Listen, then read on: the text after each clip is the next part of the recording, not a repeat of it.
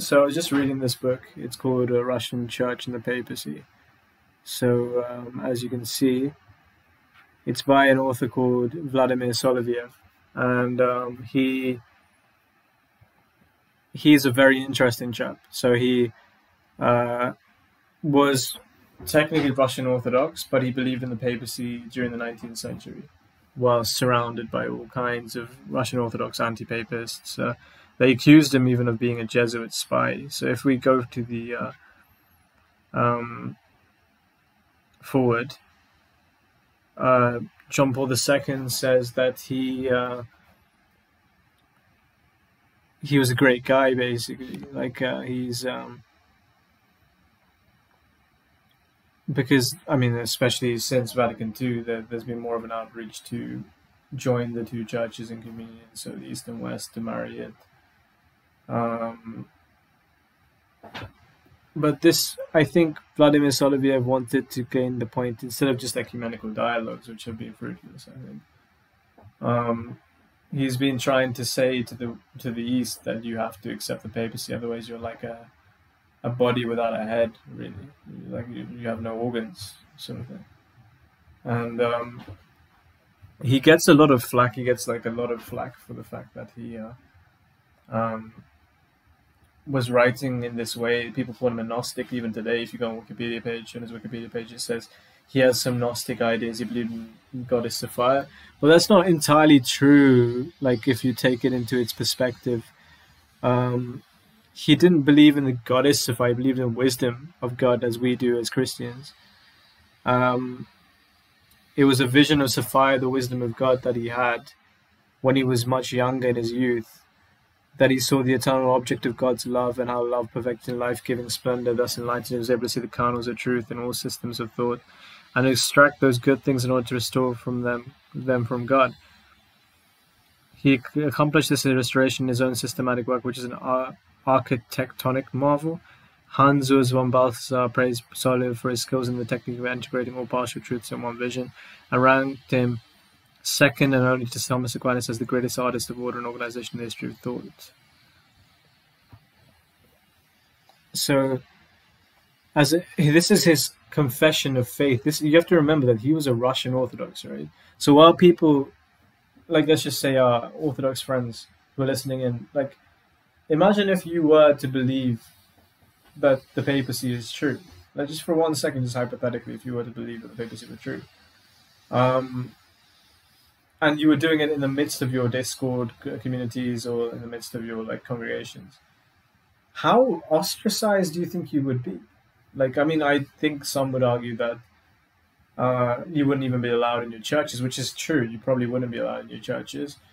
But imagine this back in the 1800s, where social status and like the ability to live in one's room and just go on Discord is not really a thing that you can do anymore.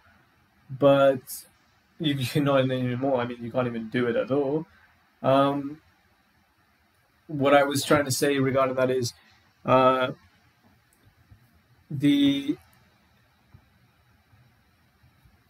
criterion for persecution is far much higher in that sense. Right? He's in the midst of people who don't believe what he believes, and they are unified by the tradition of the Eastern Rite, which is the Eastern churches. They don't believe in the papacy after the schism. After the schism, the great East-West schism, they just stopped believing in the papacy because they thought the papacy was corrupt, because it was trying to enforce upon them things like the filioque. And his bravery, I would say that he was a very brave person. Because if you weren't a brave person, you wouldn't be doing or saying such a thing, which would make him stand out in the midst of such a thing. It's just a thought, really. Like, it's just, you have to think about these things hypothetically sometimes.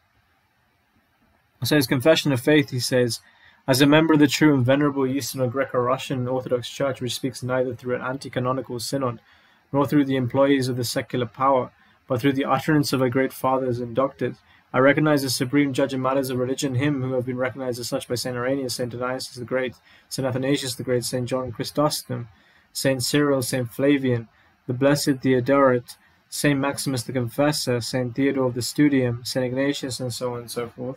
namely the Apostle Peter, who lives in his successors and who has not heard our Lord's words in vain.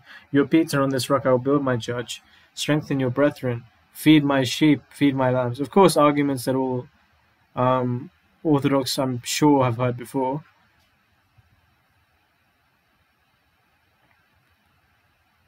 But it's just like that, I guess. That there is this thing, God has allowed like such a schism to happen for a reason, whatever reason we may not know. But I think it's to make Catholicism even truer, to make Catholicism stand even greater. And at the end of the day, despite all this stuff, the chaos in the church, the crisis in the church happening, it's all going to happen for a better reason. Soloviev's vision was expansive, ecumenical, universalist. Catholic is the most appropriate term, if it was overwhelmingly optimistic in his early works. He invoked history to show how world powers had formerly acted through the guidance of the Holy Spirit to advance the gospel. Again, the Spirit accomplished this work in spite of the sin and blindness of emperors from Constantine and to Charlemagne.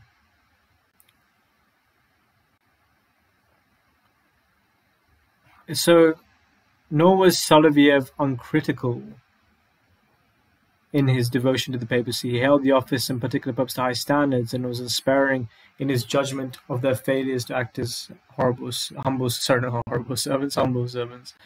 He had a great hope that Russia, reunited with the Catholic Church, would emerge as the next temporal instrument of divine providence and establish a free and universal theocracy. Ooh, very dangerous territory we're wandering into here, where humanity could live in the freedom of the children of God. Within this vision, he advanced some radical notions for his time. He promoted religious liberty, for example, and he opposed the death penalty. Ooh, very dangerous topic. So he died, like St. Thomas Aquinas, he was quite young, not 50 years of his age. His last days are shrouded in controversy.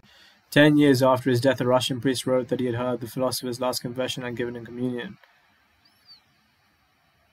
As a Catholic, Soloviev certainly had the right to resort to an Orthodox priest for the last rites if no Catholic priests were available, yet the priest also claimed to recount some of the details of the dying man's confession, including the recantation of Soloviev's allegiance to the Pope. Friends of Soloviev expressed doubts, and others were rightly hesitant to accept as trustworthy the witness of a priest who would violate the seal of the confession. Exactly. I mean, why would he do that? Why would he just be like, well, I just do happen to know as I was his confessor. Like, you can't just say that. You can't break the seal of confession like that.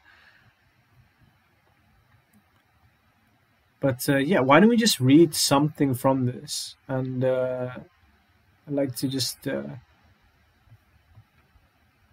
look at a bit of it, because I love this book. I really think it's great. Okay, if we wish to state orthodoxy in terms of the Russian national ideal, logic compels us to seek the true expression of that ideal among our native sects, and not within the domain of the official church whose origin is Greek, and whose organization given her by Peter the Great is Teutonic.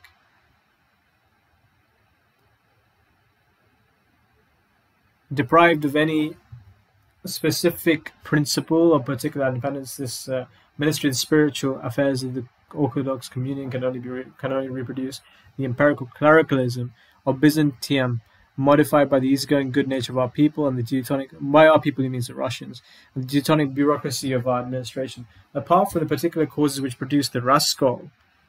So the Raskol, the generic name of Raskol, schism is in use among us to denote especially those of the dissenters, who separated from the official church over the questions of rights, and were also called Staroveri, old believers. The separation was finally consummated in the years 1667 to 1677, where a council assembled at Moscow and anathematized the old rites. Ooh, so they even had schisms even within their country.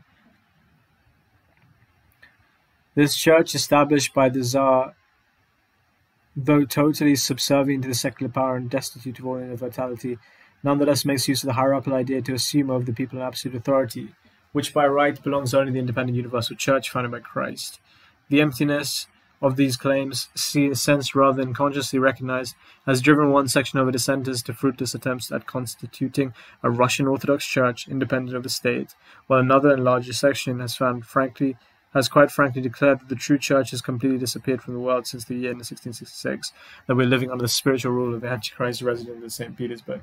I mean, we've heard this kind of sort of claim before. Like, the Protestants believe that the Antichrist was Saint Peter, was not Saint Peter, sorry, was the Church, which is the Church's Pope, the Roman Church's Pope, or the Roman Church's Patriarch. They believed that he was the Antichrist, and there was books written by people like I think it's I forget the guy's name, something Balthazar, saying he's a Jesuit, and he wrote a stunning treatise against the fact that the Antichrist was there since he had already come before. So he was arguing contra to the position that the Protestants were having, saying that the Pope was the Antichrist during the Protestant Reformation. It is plain why the advocates of the Russian ideal take good care neither to look closely into the rascal nor to seek this elusive idea in this quarter. A doctrine which affirms that the Russian Church and monarchy are subject to the absolute rule of Antichrist and which postpones all hope of a better state of affairs to the end of the world. Complete black pill.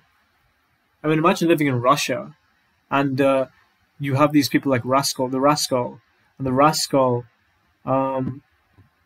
they are schismed from the Russian Church itself to believe that they are under the Antichrist within the Russian sphere. I mean, if that's not a black pill, I don't know what is.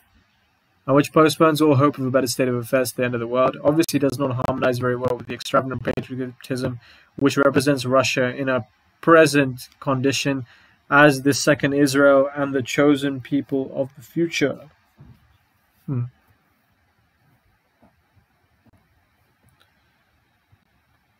So just moving on from that. Oh yes, it's a national Protestantism as he describes it. And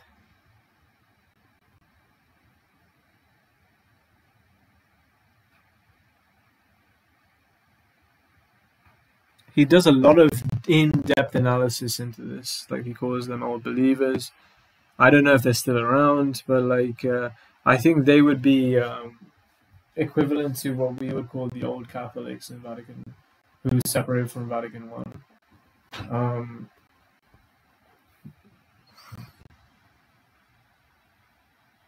Or at least some would say Diamond Brothers, who believe that we are currently, like John Paul II is the Antichrist and stuff like that. I technically don't believe that we're at the end of all times. I think that Ecclesia, like, just, it doesn't make sense to posit that, even though like it's so convenient to posit that, if that makes sense.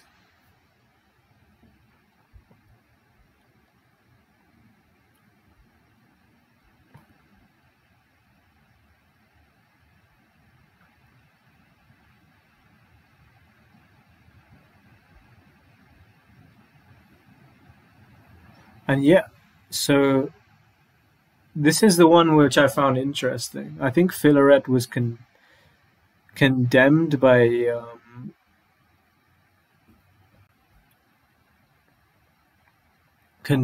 Soloviev to some extent. Let's just read this then. The article of the Creed concerning the one holy Catholic and Apostolic Church, though sung at every Mass and recited at every baptism, remains as much a dead letter for the old Orthodox as for the ruling Church, in quotes. For the form of the Church is the Russian nation in its entirety up to the time of Patriarch Nikon, and since his time in the section over which he remained faithful to the old national rites. As to the theologians of the official Church, their ideas on the subject are as vague as they are inconsistent, but the feature which is constant among all their variations and common to them all, in spite of their differences in the absence of a positive faith in the universal Church, here to confine ourselves to a single writer who is worth a host of others is the theory of the Church expounded by Archbishop Philaret, the able Metropolitan of Moscow, in one of his most important works. Well, I don't know if he was the one he was calling a Freemason, or like, possibly, anyway.